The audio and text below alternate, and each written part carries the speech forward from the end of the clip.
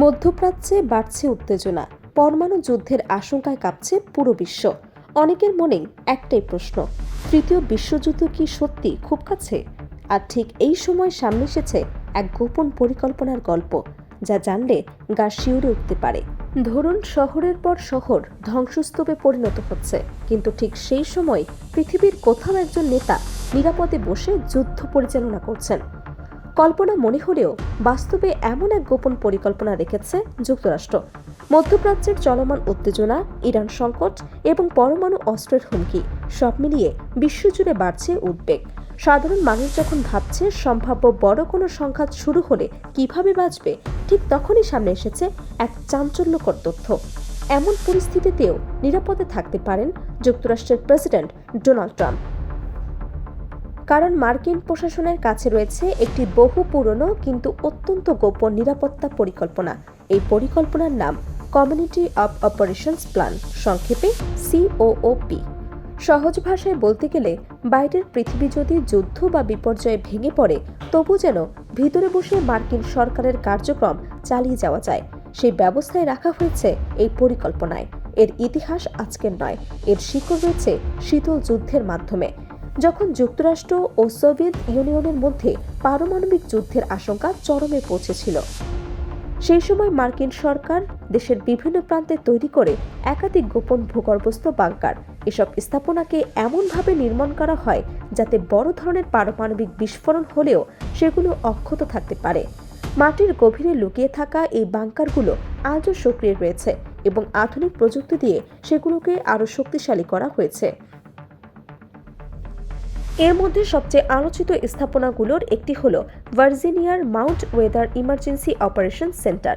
বাইরে থেকে দেখলে এটি সাধারণ একটি পাহাড়ি এলাকা, কিন্তু পাহাড়ের গভীরে লুকিয়ে আছে এক বিশাল ভূগর্ভস্থ কমপ্লেক্স, যাকে অনেকেই একটি সম্পূর্ণ শহরের সঙ্গে তুলনা করেন। 1959 সাল থেকে মার্কিন সেনাবাহিনী এই ঘাঁটিটি পরিচালনা করছে। জরুরি পরিস্থিতিতে এখানে আশ্রয় নিতে পারে প্রেসিডেন্ট এবং সরকারের শীর্ষ কর্মকর্তারা। সেখান থেকে সেনাবাহিনী, গোয়েন্দা সংস্থা এবং প্রশাসনের বিভিন্ন বিভাগের সঙ্গে যোগাযোগ রেখে সিদ্ধান্ত নেওয়া সম্ভব। এই বাংকারের দেয়াল তৈরি করা হয়েছে বিশেষভাবে শক্ত কংক্রিট ও স্টিল দিয়ে, যা শক্তিশালী বিস্ফোরণের ধাক্কাও সহ্য করতে পারে বলে দাবি করা হয়।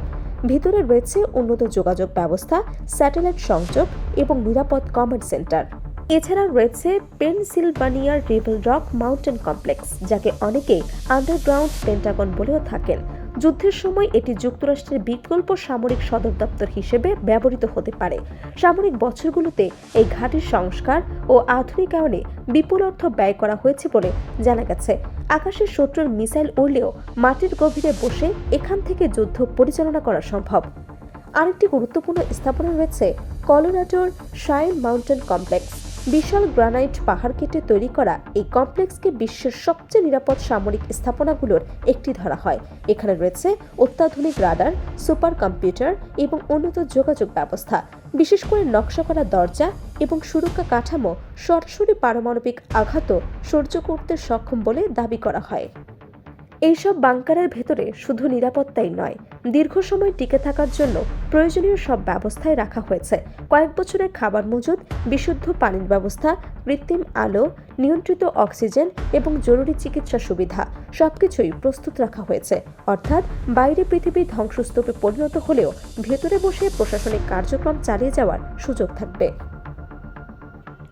কিন্তু প্রশ্ন হলো, হঠাৎ করে এই গোপন বাংকারগুলো আবার আলোচনায় এলো কেন? বিশ্লেষকদের মতে এর পেছনে রয়েছে যুক্তরাষ্ট্র ও ইরানের ক্রমবর্ধমান উত্তেজনা। সাম্প্রতিক সময়ে ড্রোন হামলা, ক্ষেপণাস্ত্র পরীক্ষা এবং সামরিক প্রস্তুতি পরিস্থিতিকে আরও জটিল করে তুলেছে। এরই মধ্যে যুক্তরাষ্ট্রের LGM-13 মাউন্টেন আন্তঃমহাদেশীয় ব্যালিস্টিক মিসাইলের পরীক্ষাও নতুন করে উদ্বেগ বাড়িয়েছে।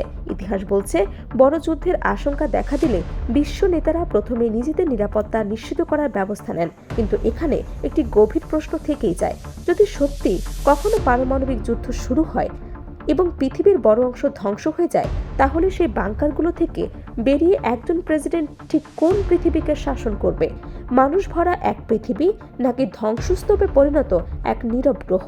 এই প্রশ্নের উত্তরই হয়তো সবচেয়ে বড় অনিশ্চয়তা হয়ে দাঁড়িয়েছে।